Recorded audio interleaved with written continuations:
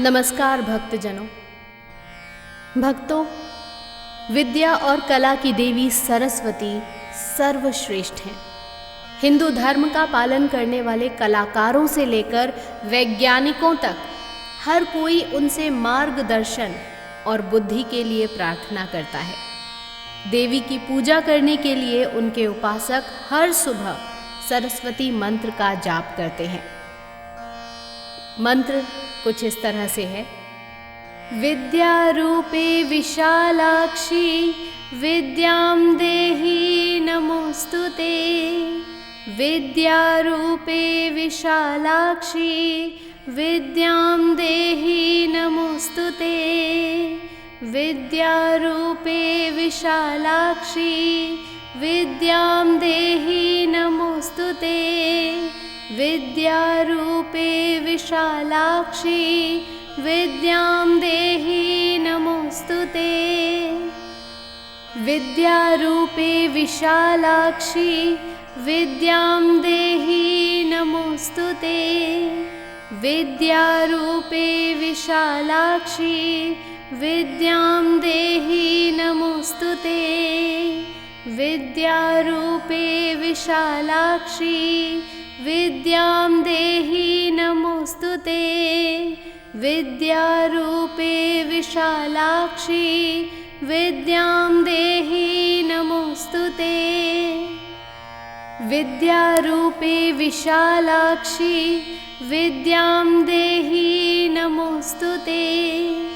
विद्यारूपे विशालाक्षी विद्यां देहि नमोस्तुते। विद्यारूपे विशालाक्षी विद्यां देहि नमोस्तुते। विद्यारूपे विशालाक्षी विद्यां देहि नमोस्तुते। विद्यारूपे विशालाक्षी विद्यां देहि नमोस्तुते। विद्यारूपे विशालाक्षी विद्यां देहि नमोस्तुते। विद्यारूपे विशालाक्षी विद्यां देहि नमोस्तुते। विद्यारूपे विशालाक्षी विद्यां देहि नमोस्तुते। विद्यारूपे विशालाक्षी विद्यां देहि नमोस्तुते। विद्यारूपे विशालाक्षी विद्यां देहि नमोस्तुते। विद्यारूपे विशालाक्षी विद्यां देहि नमोस्तुते। विद्यारूपे विशालाक्षी विद्यां देहि नमोस्तुते। विद्यारूपे विशालाक्षी विद्यां देहि नमोस्तुते। विद्यारूपे विशालाक्षी विद्यां देहि नमोस्तुते। विद्यारूपे विशालाक्षी विद्यां देहि नमोस्तुते। विद्यारूपे विशालाक्षी विद्यां देहि नमोस्तुते। विद्यारूपे विशालाक्षी विद्यां देहि नमोस्तुते। विद्यारूपे विशालाक्षी विद्यां देहि नमोस्तुते। विद्यारूपे विशालाक्षी विद्यां देहि नमोस्तुते। विद्यारूपे विशालाक्षी विद्यां देहि नमोस्तुते। विद्यारूपे विशालाक्षी विद्यां देहि नमोस्तुते। विद्यारूपे विशालाक्षी विद्यां देहि नमोस्तुते। विद्यारूपे विशालाक्षी विद्यां देहि नमोस्तुते। विद्यारूपे विशालाक्षी विद्यां देहि नमोस्तुते। विद्यारूपे विशालाक्षी विद्यां देहि नमोऽस्तुते। विद्यारूपे विशालाक्षी विद्यां देहि नमोऽस्तुते। विद्यारूपे विशालाक्षी विद्यां देहि नमोऽस्तुते। विद्यारूपे विशालाक्षी विद्यां देहि नमोऽस्तुते। विद्यारूपे विशालाक्षी विद्यां देहि नमोऽस्तुते। विद्यारूपे विशालाक्षी विद्यां देहि नमोऽस्तुते। विद्यारूपे विशालाक्षी विद्यां देहि नमोऽस्तुते। विद्यारूपे विशालाक्षी विद्यां देहि नमोऽस्तुते। विद्यारूपे विशालाक्षी विद्यां देहि नमोऽस्तुते। विद्यारूपे विशालाक्षी विद्यां देहि नमोऽस्तुते। विद्यारूपे विशालाक्षी विद्यां देहि नमोऽस्तुते। विद्यारूपे विशालाक्षी विद्यां देहि नमोऽस्तुते। विद्यारूपे विशालाक्षी विद्यां देहि नमोऽस्तुते। विद्यारूपे विशालाक्षी विद्यां देहि नमोऽस्तुते। विद्यारूपे विशालाक्षी विद्यां देहि नमोऽस्तुते। विद्यारूपे विशालाक्षी विद्यां देहि नमोऽस्तुते। विद्यारूपे विशालाक्षी विद्यां देहि नमोऽस्तुते। विद्यारूपे विशालाक्षी विद्यां देहि नमोऽस्तुते। विद्यारूपे विशालाक्षी विद्यां देहि नमोऽस्तुते। विद्यारूपे विशालाक्षी विद्यां देहि नमोऽस्तुते। विद्यारूपे विशालाक्षी विद्यां देहि नमोऽस्तुते। विद्यारूपे विशालाक्षी विद्यां देहि नमोऽस्तुते। विद्यारूपे विशालाक्षी विद्यां देहि नमोऽस्तुते।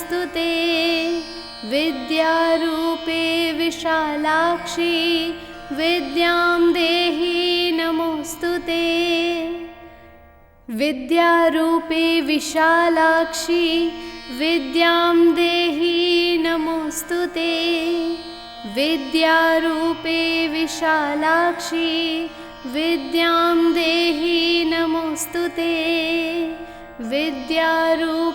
विशालाक्षी विद्यां देहि नमोऽस्तुते। विद्यारूपे विशालाक्षी विद्यां देहि नमोऽस्तुते। विद्यारूपे विशालाक्षी विद्यां देहि नमोऽस्तुते। विद्यारूपे विशालाक्षी विद्यां देहि नमोऽस्तुते। विद्यारूपे विशालाक्षी विद्यां देहि नमोऽस्तुते। विद्यारूपे विशालाक्षी विद्यां देहि नमोऽस्तुते। विद्यारूपे विशालाक्षी विद्यां देहि नमोऽस्तुते।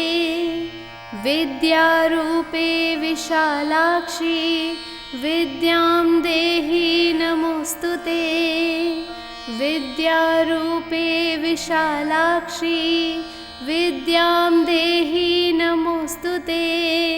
विद्यारूपे विशालाक्षी विद्यां देहि नमोस्तुते। विद्यारूपे विशालाक्षी विद्यां देहि नमोस्तुते। विद्यारूपे विशालाक्षी विद्यां देहि नमोस्तुते। विद्यारूपे विशालाक्षी विद्यां देहि नमोस्तुते। विद्यारूपे विशालाक्षी विद्यां देहि नमोस्तुते। विद्यारूपे विशालाक्षी विद्यां देहि नमोस्तुते। विद्यारूपे विशालाक्षी विद्यां देहि नमोस्तुते। विद्यारूपे विशालाक्षी विद्यां देहि नमोस्तुते। विद्यारूपे विशालाक्षी विद्यां देहि नमोस्तुते। विद्यारूपे विशालाक्षी विद्यां देहि नमोस्तुते। विद्यारूपे विशालाक्षी विद्यां देहि नमोस्तुते। विद्यारूपे विशालाक्षी विद्यां देहि नमोस्तुते। विद्यारूपे विशालाक्षी विद्यां देहि नमोस्तुते। विद्यारूपे विशालाक्षी विद्यां देहि नमोस्तुते। विद्यारूपे विशालाक्षी विद्यां देहि नमोस्तुते। विद्यारूपे विशालाक्षी विद्यां देहि नमोस्तुते। विद्यारूपे विशालाक्षी विद्यां देहि नमोस्तुते।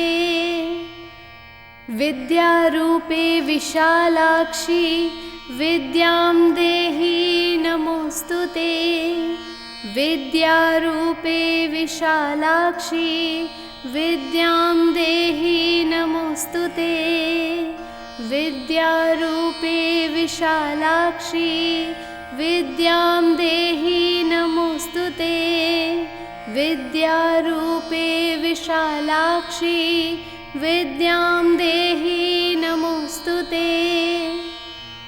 विद्यारूपे विशालाक्षी विद्यां देहि नमोस्तुते। विद्यारूपे विशालाक्षी विद्यां देहि नमोस्तुते।